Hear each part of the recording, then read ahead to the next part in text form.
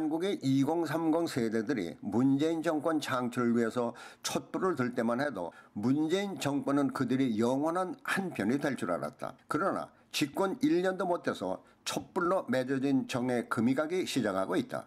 그것은 2030 세대들을 향한 무지갯빛 공약이 그들의 삶을 함께 무지갯빛으로 만들어줄 것으로 알았기 때문이다.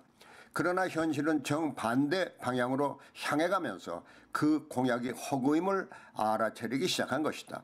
이미 2030 세대들과 함께 정권의 편에 섰던 노조들도 그들의 지나친 요구를 들어줄 수 없는 현실에 이해는커녕 우리가 세워준 정권이니 우리가 엎을 수도 있다는 기세로 나오고 있는 차제에 2030 세대에 의하면 문재인 정권으로서는 치명적일 수 있다. 2030 세대들의 반발은 물론 현실적 문제인 고용 창출에 있지만은 그것도 2030 세대들을 만족시킬 수 없었던 차제에 평창 올림픽에서 보여준 실망감은 아픈 상처를 더 수혈되는 시기다.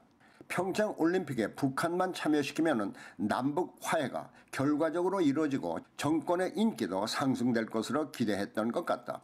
그러나 한국 국민들의 정서는 나몰라라 하며 무조건 북한에 엎드려 그들의 원대로 다 해주겠다는 저자세에서 반발을 불러일으키기 시작했다. 남북한 단일팀 구성에 따른 여자 아이스하키나 봅슬레이 팀도 젊은이들의 메달을 향한 꿈을 짓밟아버리고 보결 입학시키듯 북한팀을 무리하게 끼워 놓음으로써 한국의 젊은이들에게 큰 상처를 입힌 것이다.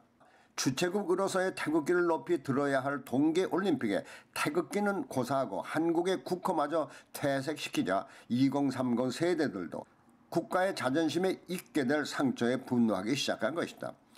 이처럼 문재인 정권이 국민들의 자존심에 상처를 주는 것도 모자라 2030 세대들의 정서는 아랑곳 않고 정권의 입맛에만 맞추려 하는데 대해 반발할 것은 당연한 것이다.